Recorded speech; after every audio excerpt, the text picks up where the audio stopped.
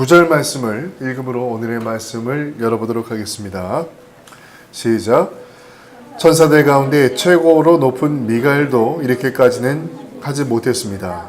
누가 모세의 시체를 가져갈 것인지 마귀와 논쟁하면서 미가엘은 마귀에게조차 욕하지 않았고 비난하지 않았습니다. 단지 주님께서 내게 벌을 내리실 것이다 라고만 하였습니다. 자, 이 구절에 보니까 아주 재미난 장면이 나옵니다. 천사들 가운데 가장 높은 위치에 있는 미가엘과 그리고 이 마귀가 모세의 시체를 두고 다투는 장면이 나옵니다. 왜 싸웠을까? 자, 이 부분이 이 미가엘과 마귀가 싸우는 이 부분이 구약 성경에 있을까요, 없을까요? 이 부분은요, 말씀하신 대로 구약 성경에는 없어요. 그럼 어디 나올까? 여러분, 외경이라고 제가 한번 설명해 드린 적 있죠? 외경. 그 중에 보면은 모세 승천기라는 외경에 이 장면이 나옵니다. 그럼 제가 설명을 좀 해드릴게요. 모세가 죽었어요. 모세가 죽게 되자 하나님께서는 미카엘을 통해서 모세의 시신을 가져오라고 시키십니다. 그런데 바로 이때 마귀가 짠 하고 나타나서 아니야. 모세의 시체는 내가 가져가겠다 라고 이야기를 해요. 왜 그랬을까요? 마귀의 속셈이 뭘까요? 모세가 살았을 당시의 그 애굽은 어마어마하게 막강한 세력을 가지고 있었습니다. 그리고 또 당시 이집트의 왕이었던 파라오가 죽으면 뭐를 세우죠? 피라미드를 세우죠. 그리고 왕을 신처럼 섬깁니다. 자, 마귀의 계획은 이거였단 말이죠. 모세가 죽었어요. 그 모세의 시체를 가지고 와서 이집트의 그 파라오처럼 아주 거창하게 그 묘를 세워주고 그리고 이스라엘 백성들을 데리고 와서 바로 그 모세의 무덤을 파라오처럼 섬기게 하려는 계획이 있었단 말이에요. 그래서 마귀가 이 모세의 시체를 가져가려고 했던 거죠. 이것을 안 하나님께서는 미가엘을 시켜서 모세의 시체를 가져오라고 명령을 하신 겁니다. 근데 여기 보면은 재미난 장면이 나오는데 마귀가요 미카엘한테 아주 점잖게 내가 이 시체를 가져갈게 이렇게 얘기했을까요? 여기 보면은요 쌍욕을 막 합니다. 이런 뭐 오렌지 같은 뭐 이런 사과 같은 놈 생긴 거는 꼭 여자같이 생겨가 너 칼 들고 있으면 다해 뭐 이런 식으로 아무튼 막 쌍욕을 해요. 야 이 잡놈아 뭐 막 얘기해요. 막 그렇게 되면 어떻게 해? 미가엘도 어떻게 해야 되겠어요? 나한테 욕을 하는데 같이 뭐라 그랬냐 너 지금 그때부터 욕 배틀이 시작됐을까요? 미가엘은요 거기에 말려 들어가지 않았습니다. 그럼 어떻게 했을까요? 우리 주님께서 너를 꾸짖으시기를 원한다 이 잡놈아 이렇게 얘기했어요. 우리 하나님께서 너를 꾸짖어 주시기를 내가 원한다 라고 얘기했어요. 미가엘은 스스로 칼을 들어서 마귀를 치거나 욕을 하거나 주먹을 날리지 않았어요. 대신 하나님이 너를 가만두지 않으실 거야 라고 합니다. 자, 이게 무슨 의미입니까? 판결에 대한 권위는 천사였던 미가엘조차도 하나님의 권위에 맡겼다라는 것이죠. 모든 것을 스스로 마귀를 심판하지 않고 하나님의 권위에 대해서만 천사가 말하면서 자기 스스로를 억제했다는 겁니다. 욕 들으니까 열 받아요, 안 받아요? 열 받겠죠. 그래도 그걸 꾹 참고 억제하고 하나님의 권위에 대해서만 마귀에게 이야기했다는 것이에요. 요즘에 그 TV를 보면은요, 마귀처럼 행동하는 목사들이 있어요. 정치욕, 그리고 또 물질 욕심, 그리고 권세 욕심이 아주 넘쳐나는 사람들이 있습니다. 그 사람들은요, 목사라는 명찰을 달고 하나님의 교회에 불을 지피고 다니는 사람들이에요. 쑥대밭을 만들고 다니는 목사들이 많이 있어요. 너무 화가 나겠어요, 안 나겠어요? 화가 나요. 왜? 그 사람들 때문에 너무 힘들어요. 너무 화가 나요. 그런데 제가 오늘 이 말씀을 준비하면서 하나 배웠습니다. 어떤 걸 배웠을까? 욕하지 않고요. 한마디 할 겁니다. 하나님이 당신을 가만두지 않으실 거야. 판결에 대한 권위는 하나님께 있으니 여러분들의 분노와 저의 분노를 누구에게? 하나님께 맡기라는 것입니다. 기가 막힌 얘기였어요. 유다가 지금 그런 얘기하고 있는 거예요. 자, 복음을 날조하고 있지 너희들. 그래? 너무 화가 나죠. 왜냐하면 교회를 흔들고 있으니까. 너무 화가 나고 가슴이 찢어지는 것 같은 겁니다. 그럼에도 불구하고 판결은 누구에게? 하나님에게 맡기고 하나님이 너를 가만두지 않으실 거다. 이런 겁니다. 지금 당신들이 잘 살면서 모든 걸 다 누리고 있지. 그리고 하나님의 백성들에게 바르고 희랍 사상에 있는 잘못된 복음을 전하고 있지. 그래. 하지만 하나님은 당신들을 가만두지 않으실 거야. 라고 유다는 얘기하고 있는 거예요. 자, 10절. 어떤 얘기가 나올까요? 10절. 시작. 그러나 이 사람들은 알지도 못하면서 욕을 해대고 있습니다. 조금 아는 것을 가지고 아는 척하며 말 못하는 짐승과 같이 이성이 아닌 감성과 본능으로 판단합니다. 그들은 바로 그것 때문에 멸망당할 것입니다. 아니, 그렇다면 말이야, 굳이 죽어야 되겠어? 아니, 말도 안 되는 소리 하고 있어. 예수님이 십자가에 왜 달려 들어갔냐고? 굳이 왜 우리가 십자가에 달려서 죽어야만 돼? 그 말도 안 되는 소리 좀 하지 마. 그리고 내가 이거 어떻게 해서 버는 돈인데. 여러분, 저 유다, 저 베드로, 저 바울, 저 미친 사람들이에요, 저거. 아니, 생각해 보세요. 예수님 왜 왔어요? 내 말이 틀리면 얘기해 보려니까. 예수님 왜 왔어요? 여러분들이 고통당하고 있으니까 그 고통을 해방하기 위해서 누가 왔어요? 예수님 왔잖아. 근데 여러분들이 고통받으면 돼, 안 돼? 그 뭐하러 예수님 왔어? 내 말이 틀렸으면 얘기를 해버리니까요. 그리고 여러분 그냥 물질 그냥 얻었어? 아니, 부모님한테 물려받았을 수도 있지. 그럼 그 부모님은 땅 팠어? 아니, 그렇게 해서 물려받은 돈인데 왜? 내가 그렇다고 그거 가지고 뭐 사기를 쳐 뭐를 해?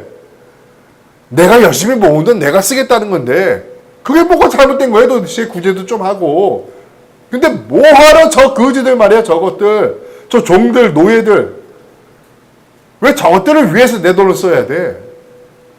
안 그래도 구원받을 수 있으니까 걱정하지 마세요. 예수님이 십자가에서 다 이뤄놓은 거라니까. 라고 얘기하고 있습니다. 욕을 해대. 알지도 못하면서 욕을 해대고 있습니다. 이게 이 말이에요. 막 욕하는 거야. 그럼 당신들 평생 가난하게 살아. 평생 힘들게 살아. 이렇게 얘기하고 있는 거예요. 그러면서 얘기합니다. 조금 아는 걸 가지고 아는 척한다. 내가 복음을 좀 안다 이거지.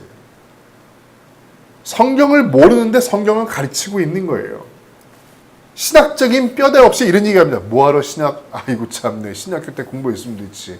옛날에 초대교회 그 예수님의 제자들이 아니 뭐 전문적인 공부했나? 공부 안 해도 다 알아.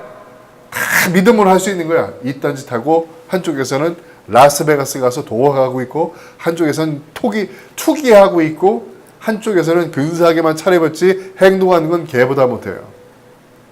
감성으로 말씀 전하는 사람들이 있습니다. 감성 너무 많아요. 그러다 보니까 성경 말씀이 하나님의 말씀이라면 그럼 이 성경은 온전하게 누구의 뜻을 전해야만 됩니까? 하나님의 뜻을 전해야만 되는데 쥐들이 그냥 자기 맘대로 해석해버리고 맘대로 인용해서 사용합니다. 그런 말씀을 들은 성도들은 어떤 신앙을 가지겠습니까? 불보듯 뻔하죠. 진짜 복음을 외치는 진짜 복음을 오해하게 된단 말이에요. 진짜 복음을 얘기하는데 그때도 유다도 베드로 다 얘기하는 거예요. 십자가에 대한 복음 얘기하면 뭐예요? 아니 내가 얘기 들었는데 우리 굳이 않더라도 그렇게 하지 않더라도 예수님 오셔가지고 우리의 모든 죄를 다 지고 가시고 말이야 우리로 하여금 자유케 하셨고 내가 하나님께 주신 것 그 축복을 누리는 게 내가 뭐가 잘못됐어라고 얘기하는데 안 먹혀 들어가더라 이거야 유다가. 안 먹혀 들어가 유다래도. 안 먹혀 들어가. 바울도 계속 얘기합니다. 계속 권면합니다. 아니 그거 아니야. 정신을 좀 차려 그러는데도 오히려 바울을 손가락질하고 나중에 뭐라고 얘기하는지 아십니까? 당신 지금 뭐야? 옛날에 뭐 했어? 천만 드든 천한 사람 아니야. 비꼬기까지예요. 아주 그렇습니다. 오히려 진짜 복음을 오해하게 되고 십자가를 얘기하고 고통을 얘기하면 왜 이렇게 부정적으로 살아? 이렇게 얘기합니다. 듣기는 듣는데 실천하지 않는 이상한 신앙생활을 가지게 되는 겁니다. 자, 뒤에 보니까 똑같이 나와요. 뭐라고 나옵니까? 짐승과 같이 이성이 아닌 모르만, 뒤에 보니까 모르만 감정과 본능으로만 판단합니다. 이게 무슨 말이겠습니까? 자, 여러분 잘 보세요. 감정과 본능으로 살아가는 존재가 있습니다. 그 존재가 뭘까요? 동물, 개, 돼지, 소, 고양이. 본능대로 살아가요. 감정대로 살아가요. 인간이 뭐가 달라요? 이사가 인간이 뭐가 다를까? 인간에게 뭐가 있어? 인간에게 이성과 지성이 없으면 동물과 다를 게 없어요. 감성과 본능으로 산다는 게 무엇이겠습니까? 자기를 위해서만 사는 거예요. 자기의 쾌락, 자기의 재산, 이런 본능적 삶. 근데 이것만으로는 구원받기 힘들다는 건 아니까 그게 살짝 뭐를 집어넣어요? 합리성을 집어넣어요. 내가 아까 그래서 그런 얘기 하지 말라는 거예요. 합리성을 얘기해요.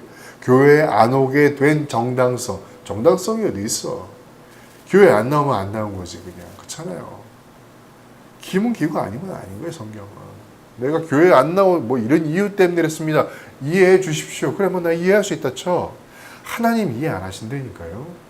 하나님이 이해해 준 건 하나님의 길과 하나님이 원하시는 삶을 사는 사람들이에요. 하나님의 백성들을 이해해 주시는 것이죠. 이때 이 소피스트들이 똑같은 얘기하고 얼마나 좋아요. 십자가에서 죽을 필요도 없고 자기가 번 재산들 나누어 줄 필요도 없고 말이지. 지난주에 말했잖아요. 한쪽에서 크리스천들은 타 죽고 사자밥이 돼서 죽는데 안 그래도 된다니까 얼마나 좋습니까? 하지만 결과가 어떻습니까? 뒤에 보니까 너희들은 너희가 가진 것 때문에 멸망하게 될 거다. 이게 결과예요. 너희가 욕심을 내고 지고 있는 것들 때문에 너희들이 심판을 받게 될 것이다. 내가 그렇게 간구했던 것, 하나님께 기도하면서 하나님 이거 주십시오라고 했던 게 오히려 이런 것들 때문에 너희가 심판을 받을 거라는 것이에요. 이게 성경 말씀이에요. 제가 아마 이렇게 얘기해도요. 사람들은 무시하는 사람들 많습니다. 하지만 조금만 기다리십시오. 그리 오래 걸리진 않을 겁니다. 당신은 죽을 것이고 당신이 쥐고 있는 것들 그것이 하나님이 당신을 심판하는 근거가 될 것입니다. 결정은 당신이 한다는 것이죠. 자, 11절 말씀 읽겠습니다. 시작. 그들에게는 불행이 닥칠 것입니다. 그들은 가인이 간 길을 따라갔고 돈에 눈이 어두워 발람처럼 나쁜 일을 저질렀으며 고라처럼 하나님을 거역하였습니다. 고라처럼 죽고 말 것입니다. 이야, 기가 막히지 않아요? 유다는요, 히랍 사상, 다시 말해서 세상과 물질을 기독교화시키려 했던 소피스트들의 최후를 세 가지로 이야기하고 있어요. 그 첫 번째는 그 사람들은 말이야 가인의 길을 가고 있는 사람이다 라고 얘기했어요. 이게 무슨 말인가? 자, 여러분, 하나님은 아벨의 제사를 받으셨죠. 가인의 제사를 받으셨습니까? 받지 않으셨습니까? 왜일까요? 그 예배가 자기 중심적인 예배였기 때문에 그렇습니다. 가인은 아벨과 틀렸어요. 아벨은 하나님 중심적인 예배를 드렸다면 가인은 자기 중심적인 예배를 드렸다. 굉장히 큰 차이죠. 여러분, 요즘 우리의 기도를 보면은요, 다 모든 게 내 중심이야. 내 가정, 내 새끼, 내 물질, 내 회사, 내 돈. 이게 가인의 기도예요. 그리고 긍정만을 설교하는 거. 여러분 잘 됩니다. 복 받습니다. 라고 말만 하는 거 가인의 예배예요. 하나님은 그런 예배를 받지 않으신다는 것이에요. 당시 소피스트들이 어쩜 그렇게 지금 21세기 목사들하고 비슷해요? 그런 설교들을 했다라는 것이지. 그런 설교를 들으면 희망이 느껴져요. 그건 사실이죠. 그렇잖아요? 사실이죠. 그 희망, 긍정에 대한 걸 들으면 희망을 느껴져요. 네, 그거 인정합니다. 하지만 여러분들의 삶의 소망은 천국이 되어야만 되고, 여러분들이 천국 백성으로 살아가기 위해선 여러분들이 좋든 싫든 여러분들이 가지고 있는 이 것들을 내려놓고 하나님을 채워야만 한다는 것입니다. 그게 조건입니다. 그게 하나님이 원하시는 아벨의 예배예요. 한쪽에서는 예배 시간에 계속 정치 얘기만 하고 있고, 안보, 한국의 안보를 여러분들이 알아야만 된다. 그 30분, 겨우 30분, 그 하나님 말씀을 온전히 전하기에도 부족한 시간인데, 거기에 대고 지 입으로 떠드는 게 대한민국 안보가 얼마나 중요한 건지, 여러분, 우리가 그 부스를 만들어야 되는데, 천막 하나 짓는데 얼마 들어가요? 그러니까 여러분, 한 명당 10만원, 아멘 해야지 이럴 때, 자, 나는 꼭 하겠다, 아멘! 다 들어. 한 가정에 하나씩이 아니라 한 명당 10만원이야. 아주 돈독에 올랐어요, 그냥. 그리고 한쪽에서 예배 시간에 저것들은 빨갱이들이에요. 한국교회가 빨갱이들이 많아. 아니, 지금, 정치인들 보면 다 빨갱이야, 다 빨갱이. 애들도 다 빨갱이고 말이야. 예배 시간에. 미친놈들 같아. 그 미친놈은 그 정신 나간 놈들이지, 그거. 그또 친일이다, 뭐다. 그런 이야기들 소피스트리예요. 과거로 치면은 이단들이에요. 예배는 오직 하나님의 말씀으로만 전달되어야만 돼요. 그게 예배예요. 두 번째, 뭐라고 나옵니까? 돈의 눈이 어두워 발람처럼 사는 사람들이다. 발람 아시죠? 재밌는 사람이에요. 발람이요. 이 세상에 욕심이 굉장히 많은 사람이었어요. 발람에게 별명이 있습니다. 어떤 별명이 있었을까? 복채 선지자. 뭔지 알아요? 복채 선지자. 무당 만나러 가면 뭐 필요해요? 복채 필요하잖아. 지금으로 말하면 뭐 좋아하는 목사? 돈 좋아하는 목사였다는 것이에요. 사람들이 발람 선지자를 만나기 위해서 뭐가 필요했을까? 돈이 필요했어요. 그래서 복채 선지자라는 별명이 있단 말이죠. 근데 발람이 처음부터 그랬던 사람은 아니에요. 그 사람은. 이 사람이 발락을 만나고, 발락은 왕이거든요. 발락을 만나기 전까지만 해도 괜찮았어요. 순수하게 예언 사역했던 사람입니다, 이 사람이. 그런데 어느 날 이 발람이 미디안 사람들에게 굉장히 유명한 사람이었거든요. 이 선지자가 미디안 사람들에게. 그런데 이 발락이 신하들을 시켜서 아주 그냥 거액의 돈을 들고 이 발람 선지자에게 찾아와요. 그리고 이스라엘을 좀 저주해 주십시오라는 부탁을 합니다. 그거를 뭐라고 얘기하냐면 그 의식을 아벤에즈라고 얘기를 해요. 아벤에즈라는 건 뭐냐 하면은 무엇인가를 저주하는 주술과 같은 거예요. 저주하는 거죠.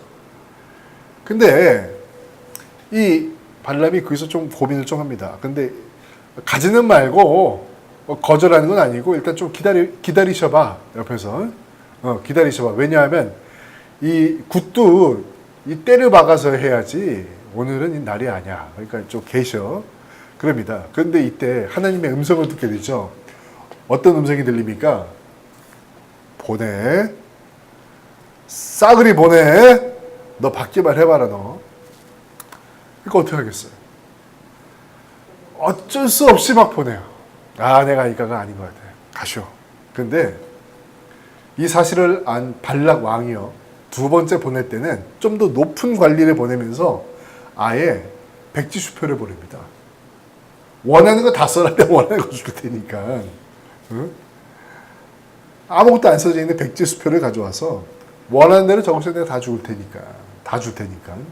이스라엘을 저주만 해주십시오라고 얘기합니다. 아, 근데 이번엔 갈등이 커요. 액수가 커. 고민해요. 근데 하나님이 뭐라고 얘기하십니까? 야, 쟤들 따라가라. 하는 계획이 있으셨겠죠. 그래서 가요. 이 돈 좋아하는 이스라엘이 가요. 근데 가는데 나중에 그냥 입이 이만큼 튀어나왔어. 그냥 하면서 그냥 당나귀를 타고 이렇게 쭉 가는데 가뜩이나 열받았는데 그 수많은 돈을 가질 수 있는 기회잖아요. 이 나귀가 안 가고 있는 거야, 이놈이. 그러니까 가자 그러면서 한 대 딱 쳤어요. 그런데도 안 가. 어떻게 했을까? 가자고 그러면서 막 때려요. 그러니까 이 당나귀가 열이 받아서 말을 해요. 야, 왜 때려? 그러면서 왜 때려? 깜짝 놀라겠죠. 네 당나귀 주제에 말을 해 그러면서. 근데 더 웃긴 거는요. 당나귀랑 말싸움을 합니다.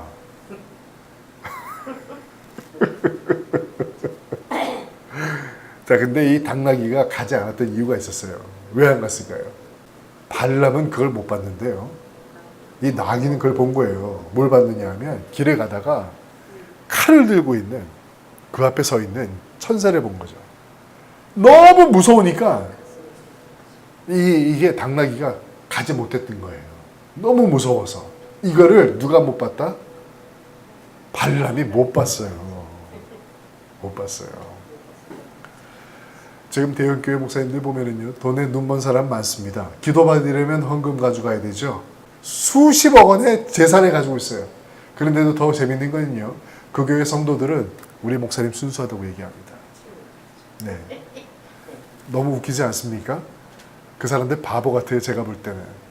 겉으로 보이는 게 있는데요. 다 모함이라고 얘기합니다.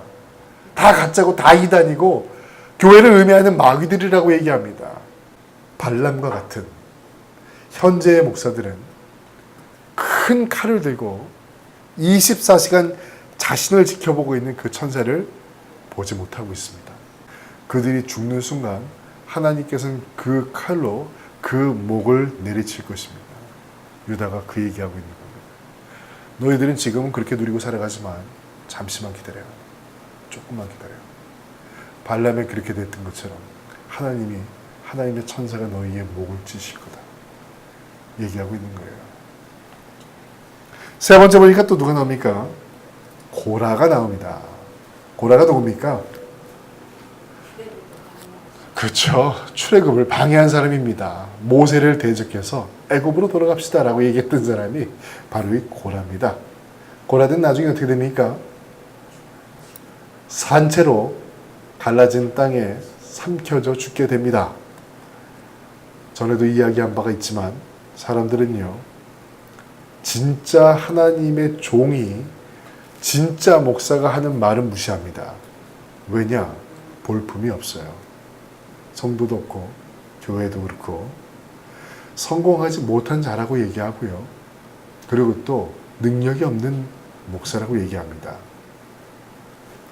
근데 성경은 얘기합니다. 하나님이 세우신 참 종에게 대적을 하게 되면 반드시 그는 대가를 치르게 됩니다. 전 특별한 사람이라고 얘기하는 게 아니에요.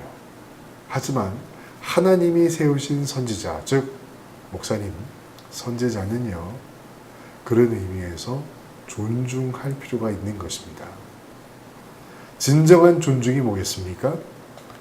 아이, 목사님, 이게 진정한 존중일까요? 진짜 존중은 주의 종이 하는 말을 가슴에 새기는 게 그 목사님을 존중하는 겁니다. 그게 존중이에요. 좋은 음식 사주고 좋은 차 사주고, 아유, 목사님, 이게 존중이 아니라요. 목사님께서 전해주신 그 말씀을 내 마음 가운데 새기고 살아가고자 노력하는 게 목사님을 존중하는 태도입니다. 12절 말씀 보겠습니다. 잠시만요. 12절 말씀. 오늘은 13절까지만 할게요. 12절 말씀. 여러분이 하나님의 사랑으로 함께 나누는 귀한 만찬에 끼어든 더러운 흠집과도 같은 사람들입니다. 마음대로 먹고 마시며 아무도 개의치 않고 자신들의 이익을 채우기에만 급급합니다. 귀한 막을 내려주지 못하고 바람에 밀려다니는 구름같이 가을이 되어도 맺지 못하는 뿌리채 뽑히는 나무같이 이들은 최후를 맞게 될 것입니다. 네, 얘기했잖아요. 아무리 복음을 얘기해도, 유다도 아무리 복음을 얘기해도, 바울도 베드로도 아무리 복음을 얘기해도 들어가질 않아요. 안 들어가요. 예수님 다 고통을 다 감리하셨다는 거지. 괜찮다는 거예요. 긍정이 뭐가 나쁘냐는 거죠. 다 했단 말이에요. 이 소피스트들이 초대교회에서 다 했던 말들이에요. 그들에게 이 세뇌가 되면은요, 희한해요. 참 이해가 되지 않아요. 종교라는 게 참, 종교의 문화라는 게 참 무서운 것 같아요. 목사가 아까 얘기했지만 수십 원대 재산을 가지고 있고 내기 골프 치고 원정 도박을 벌려도 예배 시간에 정치적인 말을 해도 긍정으로 도배를 해도 우리 목사님은 성공한 분이래요. 본문에 뭐라고 얘기합니까? 그런 사람들 더러운 흠집이라고 얘기합니다. 마음대로 먹고 마시며 아무도 개의치 않고 자신들의 이익을 채우기에만 급급합니다. 들어가지 않아요. 아무리 말해도 들어가지 않아요. 들리지 않아요. 오직 자기 사리사욕을 위해서 복음이라는 가면을 쓰고 구원받을 것이라는 착각을 안고 살아가는 거죠. 여러분 얼마나 그런 사람 많습니까? 목사들만 그럴까요? 성도들도 그래요. 세상에 좋은 것들 취해가지고 거기에 미쳐 빠져가지고 성도라는 사람이, 예수 믿는다는 사람이 예배도 안 나오고 그냥 세상에 빠져서 살아가고 술 처먹고 다니고 그냥 그렇게 살아가는 것들. 목회자도 목회자지만 장로도 마찬가지입니다. 지난주에 뭐라고 했습니까? 디모데전서 3장 6절에서 사도 바울 뭐라고 얘기했어요? 야, 너희들 믿은 지 얼마 안 되는 사람 감독으로 세우지 마라. 감독이 누굽니까? 지금으로 말하면 장로예요. 너무 교만해져서 마귀가 그랬던 것처럼 벌을 받게 될지도 모릅니다라고 얘기하고 있죠. 감독은 지금의 장로들인데 믿은 지 얼마 안 된 사람을 세우지 말라. 이 뜻은 새신자를 말하는 게 아니라고 했죠. 여기서 믿음은 뭐라고 얘기했습니까? 피스티스라고 얘기했습니다. 여기서 말한, 바울이 말한 피스티스라는 건 뭐냐면 복음의 내용을 담고 있는 사람을 세워라. 그냥 내가 믿습니다라고 하는 사람 세우지 말라는 거예요. 단순히 예수 믿는 사람 세우지 말고 예수를 믿음으로 믿음의 내용을 실천하는 사람을 세워라. 근데 요즘은 돈 많은 사람 세우잖아요. 그러니까 그 뒤에 뭐라고 똑같이 얘기하잖아요. 토시 하나 안 틀리고 똑같이 얘기하잖아. 너무 교만해져서 마귀가 그랬던 것처럼 벌을 받게 될지도 모릅니다. 너무 교만해지고 있잖아요. 이 시대의 수많은 사람들, 이 시대의 수많은 장로들이 하나님 섬기지 않고 담임 목사를 주인으로 섬깁니다. 그들의 주인이 진짜 누군가를 잘 생각해야만 돼요. 나는 어떤 주인을 섬기고 있는가? 담임 목사님이 내 주인인가? 아니면 하나님이 내 주인인가? 제가 볼 때는 담임 목사를 주인으로 섬기는 종들이 많습니다. 제가 얘기했지만 목사도 양이다. 목사는 목자가 아니에요. 목자는 누구라고 했죠? 예수 그리스도 한 분밖에 안 계세요. 사람은 다 양이에요. 자, 마지막 13절 보겠습니다. 시작. 거친 파도와도 같이 거품을 품어내듯 자신의 부끄러움을 드러냅니다. 하늘에서 헤매는 별처럼 깜깜한 어둠 속을 떠다니며 방황합니다. 자, 이게 무슨 말이냐 하면요. 이 바다를 멀리서 보면 어떻습니까? 굉장히 평안하고 예쁘죠. 파클한 색이. 그런데 가까이서 보면 어때요? 막 거품이 뿜어내죠. 그렇죠? 이런 것처럼 말과 행동으로 인격적인 수치를 드러낸다는 거예요. 별처럼 깜깜한 어둠 속을 다닌다는 것은 지옥을 의미하는데요. 요한계시록에서도 이 부분을 다루고 있어요. 뭐라고 했느냐? 이런 거짓 선지자들, 세상을 말하는 선지자를 새끼양이라고 얘기하고 있습니다. 새끼양. 새끼양을 잡아다가 지옥불에 던져버릴 것이다 라고 얘기하고 있어요. 자, 여러분, 결론을 좀 맺겠습니다. 우리는 너무 많이 속아왔어요. 지금까지 너무 많이 속아왔어요. 지금이라도 늦지 않았어요. 우리들은 하나님 말씀에 집중해야 돼요. 자녀들에게 집중해줘야 돼요. 손자, 손녀들에게 집중해줘야 된다고. 안 나오는 거 그럴 수도 있다라고 넘기지 마세요. 그건 사랑이 아니고 이해가 아니에요. 그리고 또 하나님이 세우신 목회자를 존중해 주시길 바랍니다. 그 존중이 뭐라고 했죠? 주의 종이 말하는 그 하나님의 말씀을 마음에 두어라. 이게 목회자를 존중하는 것입니다. 자녀가 부모를 존중하는 방법이 뭡니까? 부모님의 말씀을 마음에 새기는 것입니다. 그게 부모를 존중하는 의미죠. 그렇죠? 저는 저희 어머니가 해주시는 말씀이나 권사님이 해주시는 말씀을 제 마음속에 새기고 있습니다. 그게 부모를 존중하는 것이에요. 그리고 우리는 세상을 따라 사는 사람들이 아닙니다. 너무 세상을 좋아하면요, 하나님이 우리에게 부어주신 이성, 즉 지적인 생각을 잃어버리게 됩니다. 판단하지 못하고 세상에 빠져 살 수밖에 없다는 것이죠. 나는 여러분들이 다시금 크리스티노, 즉 예수를 마음에 담고 사는 삶을 이어가게 되시기를 주님의 이름으로 축원드립니다.